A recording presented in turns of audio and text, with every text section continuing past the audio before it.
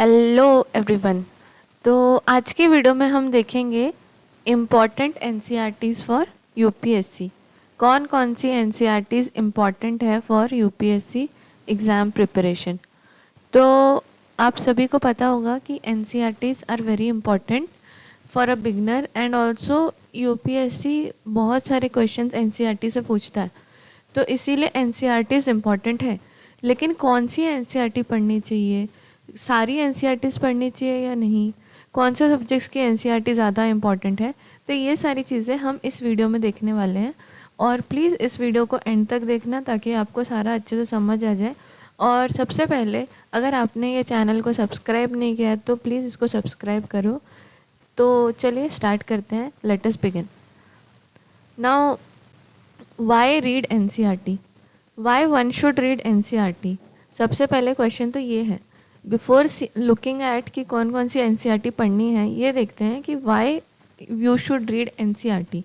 तो सबसे पहले कि एनसीईआरटी एक बिगनर के लिए बहुत इम्पॉर्टेंट है।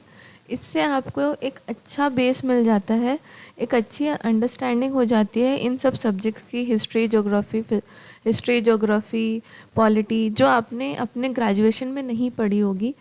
तो इसी, और अगर आपने पढ़ी भी है तो एक अच्छे से इसका रिविज़न जैसा हो जाता है। तो इसीलिए एनसीईआरटीज़ आर इम्पॉर्टेंट।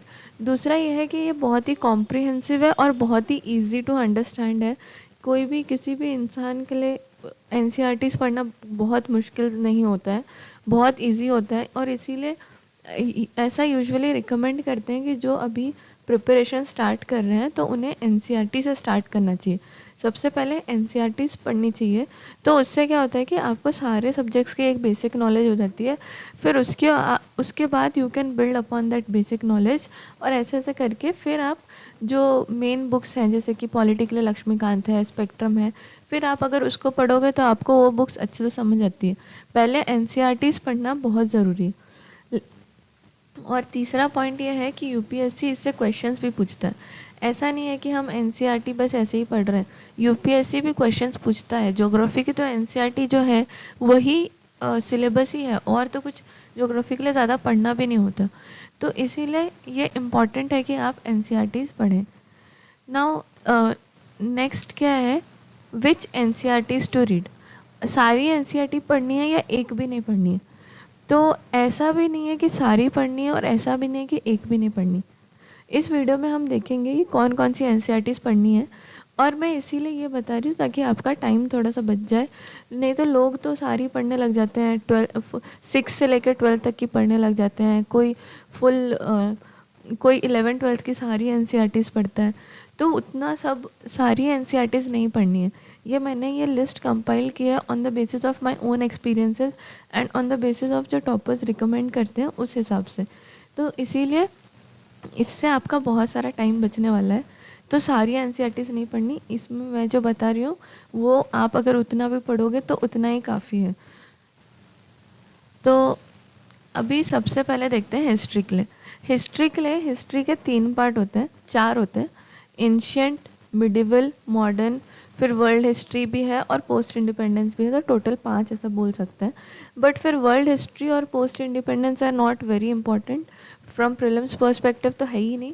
और मेंस में क्या है कि थोड़ा आता है उसका, कभी 10 मार्क्स या 20 मार्क्स का आ जाता है, उससे ज़्यादा नहीं आता है। तो इसीलिए उसको उसी हिसाब से पढ़ना है।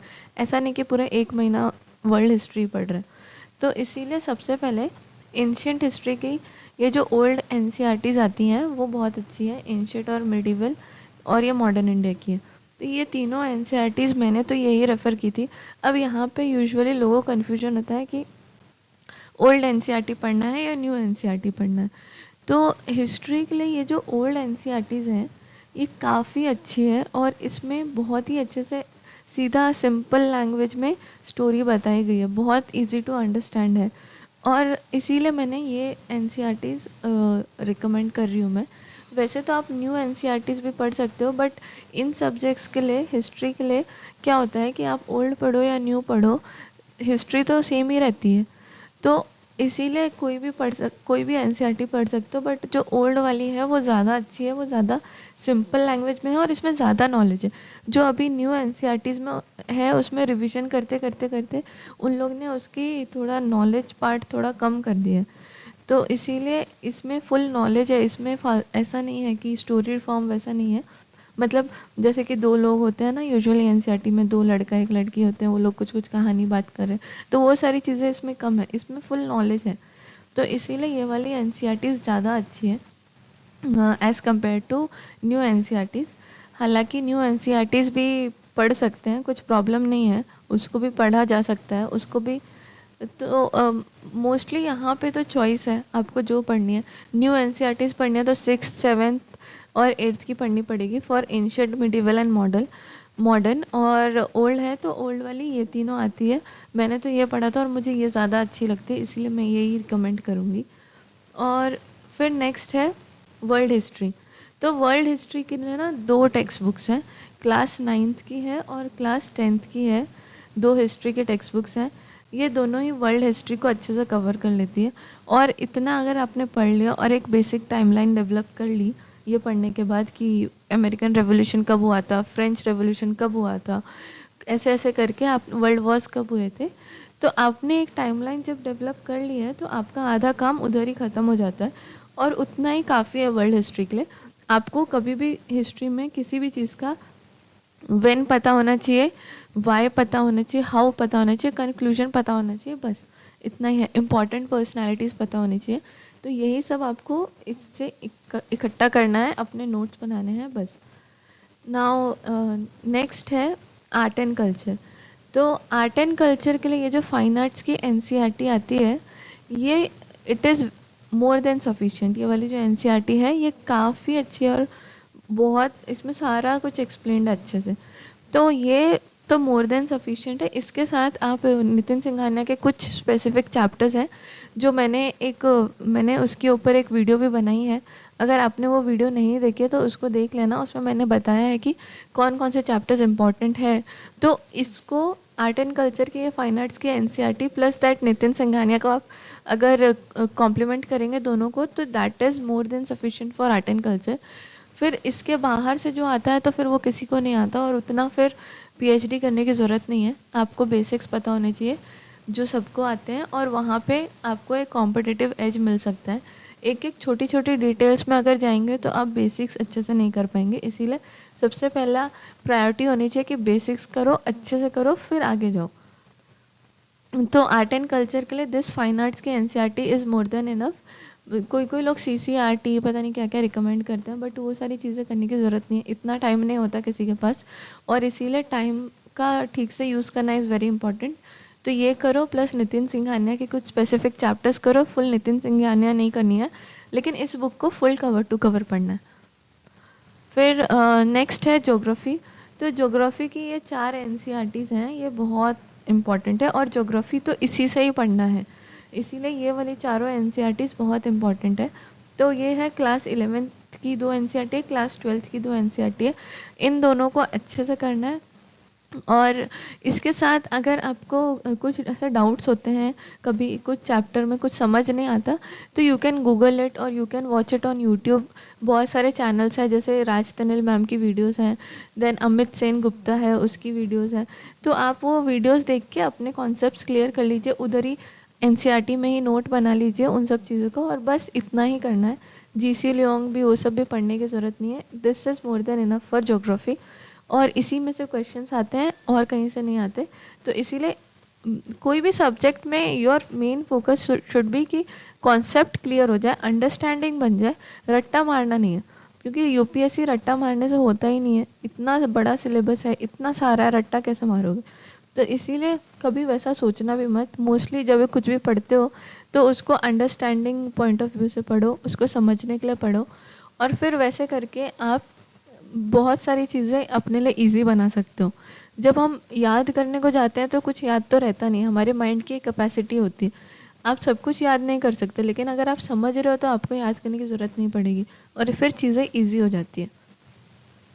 ना ज्योग्राफी का तो हो गया, पॉलिटी का क्या है, पॉलिटी के लिए तो लक्ष्मीकांत है सबसे ज़्यादा इम्पोर्टेंट, बट लक्ष्मीकांत को पढ़ने से पहले आप ये 2 बुक पढ़ सकते हो। Political theory bye class 11th की टेक्स्ट बुक है, और ये इंडियन कॉन्स्टिट्यूशन एट वर्क। ये दोनों एक लाइक लक्ष्मीकांत को पहले पढ़ने से पहले अगर आपने ये पढ़ ली तो लक्ष्मीकांत पढ़ना काफ़ी इजी हो जाता है, समझ आने लगती है, और ये एज अ प्री रिक्विजिट आप समझ सकते हो टू रीड लक्ष्मीकांत। तो लक्ष्मीकांत पढ़ने से पहले एक बार ये दोनों पढ़ लेना, ये दोनों बहुत अच्छी बुक्स हैं। और इससे ज़्यादा पॉलिटी में कुछ करने की ज़रूरत नहीं है, क्योंकि पॉलिटी ऑलरेडी लक्ष्मीकांत सब कवर करता है, बट यहाँ पे एक बेसिक अंडरस्टैंडिंग हो जाएगी। जैसे ये बुक में टर्म्स हैं उनका अच्छे से एक्सप्लेनेशन है, जैसे सेक्युलरिज्म क्या होता है, फिर फ्रैटर्निटी क्या होती है, और ये सब लिबर्टी क्या होती है, ये सब क्वेश्चंस यूपीएससी पूछता है इन प्रीलिम्स। तो इसीलिए आपको ये सारे कॉन्सेप्ट्स क्लियर होने चाहिए, और इसीलिए ये बुक पढ़नी है। और इंडियन कॉन्स्टिट्यूशन एट वर्क भी बहुत अच्छी है, सिंपल लैंग्वेज में है, इसीलिए ये दोनों बुक्स पढ़ लेना, और उसके बाद लक्ष्मीकांत पढ़ लेना, that is enough for polity. Now एक और दूसरी बुक है पॉलिटिकल साइंस की, politics in India since independence. तो ये वाली बुक आपको पढ़नी है for post independence, and this is for mains. Prelims में इसका कुछ रोल नहीं है, और इसको बस मेंस के लिए पढ़ना है। तो एक बार अगर आप ये पढ़ लोगे तो आपको स्टोरी समझ आ जाएगी कि how was India after independence, और दैट इज़ इनफ, उतना ही हो जाता है। बाकी तो न्यूज़पेपर और सारे सब्जेक्ट्स की अंडरस्टैंडिंग हो जाती है जब तक आप पूरा सिलेबस कवर करते हो तब तक। तो वो सारी चीज़ें हेल्प करती है in writing answer for post independence. Now अब इकोनॉमिक्स, तो इकोनॉमिक्स के लिए क्या करना है, एनसीईआरटीज़ पढ़नी है या नहीं, और कौन सी एनसीईआरटी पढ़नी। तो इकोनॉमिक्स के लिए क्या है कि अगर आप मृणाल सर के नोट्स कर रहे हो या फिर किसी भी कोचिंग के नोट्स कर रहे हो तो that is more than enough, क्योंकि कोचिंग के जो नोट्स होते हैं they already study NCERT and they include the information of NCERT in their notes. तो वापस से फिर एनसीईआरटी पढ़ने की ज़रूरत नहीं है। लेकिन अगर आप किसी कोचिंग के नोट्स नहीं कर रहे हो, अगर आप अपने आप से एनसीईआरटी पढ़ रहे हो या फिर बस एनसीईआरटी पढ़ना चाहते हो, तो उसमें आपको बस एक ही एनसीईआरटी पढ़नी है, वो मैक्रो इकोनॉमिक्स वाली, माइक्रो वाली नहीं पढ़नी। माइक्रो वाली ज़्यादा यूज़फुल नहीं है, बस मैक्रो वाली पढ़नी है, और वही इनफ है। लेकिन मैंने क्या किया था, मैंने मृणाल सर के नोट्स पढ़े थे, तो मैंने कुछ एनसीईआरटी नहीं पढ़ी थी, और वो नोट्स ही काफ़ी हैं उन इकोनॉमिक्स करने के लिए। या फिर कोई भी कोचिंग के नोट्स ले लो और उतना ही काफ़ी है इकोनॉमिक्स के लिए, क्योंकि economics is mostly current affairs based. बस आपको कॉन्सेप्ट्स क्लियर होने चाहिए कि इन्फ्लेशन क्या है, बैलेंस ऑफ पेमेंट क्या है, फिर मनी का वो क्या है, तो ये सारी चीज़ें पता होनी चाहिए। उसके बाद mostly it is current affairs oriented, इसीलिए ऐसा बुक्स कुछ ज़रूरत नहीं है, एक किसी भी कोचिंग का नोट्स कर सकते हो। Now next environment. तो एनवायरनमेंट के लिए शंकर आईएएस है, सबको पता है, लेकिन जो क्लास 12th की बायोलॉजी है, बायोलॉजी की टेक्स्ट बुक है, उसमें लास्ट के फ्यू चैप्टर्स है, आई थिंक 13, 14, 15, 16, वो जो चैप्टर है वो पूरा एनवायरनमेंट एंड इकोलॉजी पर्सपेक्टिव से बहुत इंपॉर्टेंट है। और आजकल प्रीलिम्स में यूपीएससी वैसे क्वेश्चंस पूछ भी रहा है जिसमें वो बहुत ही बेसिक्स पूछता है। तो अगर आपने ये करा है, ये चैप्टर्स करे हैं, तो ये आपको बहुत हेल्प करेगा in answering those questions which UPSC asks. तो इसीलिए ये करने हैं चैप्टर्स, और इनको एकदम बहुत ज़्यादा डीप में नहीं पढ़ना है, क्योंकि ये बायोलॉजी की है, तो इसमें थोड़े कुछ ज़्यादा डेप्थ में रहता है। आपको थोड़ा इसको ऊपर ऊपर से करना है, थोड़े बस इम्पॉर्टेंट टर्म्स जो है वो समझने हैं। और सबसे अच्छी बात इसकी ये है कि मैंने इसके ऊपर वीडियो बना के रखी है, तो आपने वो वीडियो नहीं देखी है तो प्लीज़ उसको वॉच कीजिए, and you will get immense benefit from it, like 100 times ज़्यादा बेनिफिट मिलेगा आपको देन रीडिंग दिस, क्योंकि उसमें मैंने बहुत सारी चीज़ें अच्छे से एक्सप्लेन करी है। तो ये चीज़ें बहुत सारे लोगों को समझ नहीं आती बायोलॉजी, तो वहाँ पे मैंने वो बहुत अच्छे से एक्सप्लेन किया है, and I think you will benefit from it. तो उसको देख लेना, मैं लिंक डाल दूँगी डिस्क्रिप्शन में। एंड यही है, इसको लास्ट के फ्यू चैप्टर्स पढ़ने हैं। Then environment is also very current affairs oriented, species in news, national parks, फिर ऐसे ऐसे टाइगर रिजर्व्स, वो सारे क्वेश्चंस आते हैं। तो इसीलिए आपको थोड़ा इसको जुडिशली पढ़ना है, इसके लास्ट के फ्यू चैप्टर्स पढ़ लो, शंकर पढ़ लो। शंकर आईएएस को कैसे पढ़ना है उसकी मैंने एक वीडियो बनाई है, तो अगर वो वीडियो आपने नहीं देखी तो उसको जाके देख लो कि उसको कैसे पढ़ना है, क्योंकि उसमें भी सारे चैप्टर्स नहीं पढ़ने हैं, कुछ चैप्टर्स बहुत इरेलीवेंट है और उनका ज़्यादा यूज़ नहीं है, तो वो आपका बहुत टाइम बचाएगा। तो इन्वायरमेंट में बेसिकली क्या करना है, ये बायो की बुक के लास्ट के फ्यू चैप्टर्स पढ़ने हैं, शंकर पढ़नी है, देन करंट अफेयर्स से सप्लीमेंट करना है, and that is more than enough. Next sociology. तो सोशियोलॉजी वाला इंडियन सोसाइटी का पार्ट है, GS 1 का पेपर में इंडियन सोसाइटी एक पार्ट है, लेकिन उसके लिए आपको NCERTs पढ़ने की ज़रूरत नहीं है। If you have sociology optional तो आपको पढ़ना चाहिए। वैसे तो उन NCERTs में इतना कुछ इन्फॉर्मेशन है नहीं कि कुछ ज़्यादा काम आए, तो मुझे नहीं लगता you should read NCERTs for sociology.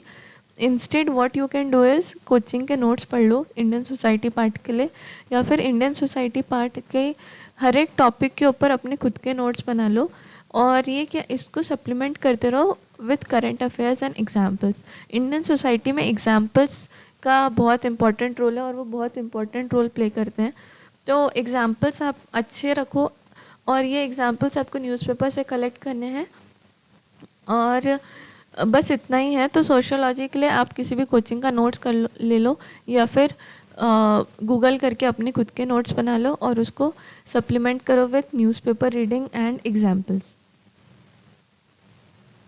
तो आज की वीडियो में इतना ही, and I hope you like this video. अगर आपको पसंद आई तो प्लीज़ इसको लाइक करो, and I will put this PPT in description अगर मुझे 500 लाइक मिलते हैं इन दिस वीडियो, और 500 लाइक का टारगेट है। And please subscribe to the channel. Most of you who are watching they are not subscribing to this channel, तो अगर आपको अच्छा लगता है तो प्लीज़ सब्सक्राइब कीजिए ताकि मुझे मोटिवेशन मिलेगा टू कीप डूइंग दिस।